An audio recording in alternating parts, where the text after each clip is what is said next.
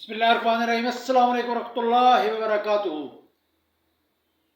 जैसा कि तमाम नाज़रीन को पता है कि हमारा जो सिलसिला चल रहा है वो है ताकतवर ग़िज़ाएँ। मैं आपको पहले भी अपनी वीडियो में बता चुका हूँ। मैं आपको 50 ऐसे नुस्खे, ऐसी ग़िज़ाएँ, ऐसे फल, ऐसी सब्जियाँ बताऊँगा जिनके इस्तेमाल से आपका जिस्म ताकतवर, आपकी हड्डियाँ ताकतवर, आपके जोड़ ताकतवर और मर्दाना क़ुव्वत में इज़ाफ़ा। आज का सबसे बड़ा जो मसला है वो हमारी खुराक है।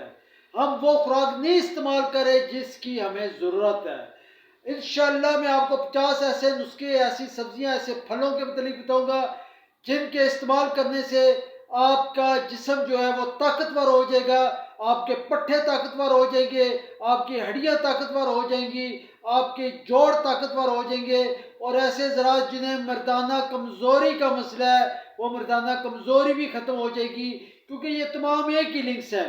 जब हड्डियाँ मजबूत होंगी तो पट्ठे भी मजबूत होंगे, तो जोड़ भी मजबूत होंगे और मर्दाना ताकत में इजाफा भी होगा। इंशाल्लाह रोज़ाना इस्तेमाल करें और ये 50 नुस्खे आप नोट कर लें।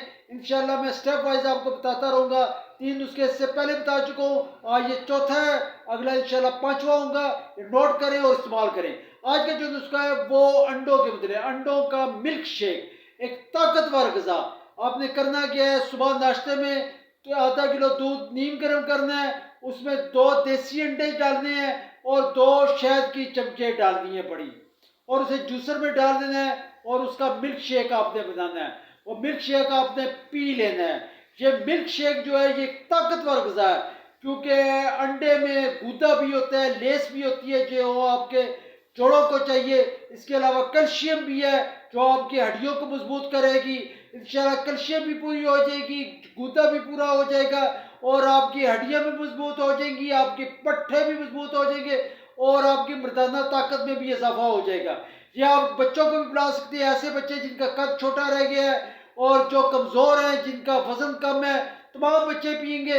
इंशाल्लाह उनका ज़हन भी तेज़ होगा, उनका जिस्मानी तौर पर भी ग्रोथ होगी, उनका कद भी बढ़ेगा और वो एक सेहतमंद ज़िंदगी गुजारेंगे। तमाम ज़रात से मेरी ये गुजारिश है कि इस पर अमल करें, क्योंकि खुराक अच्छी होगी तो सेहत भी अच्छी होगी, खुराक अच्छी नहीं होगी तो इंशाल्लाह सेहत में भी कमज़ोरी पैदा हो जाएगी। आज चौथा नुस्खा है, इंशाल्लाह अगली वीडियो में 5वां नुस्खा बताऊंगा। अगर आपने मेरा चैनल सब्सक्राइब नहीं किया तो चैनल सब्सक्राइब कर ले ताकि हर नई आने वाली वीडियो आप तक पहुंच सके।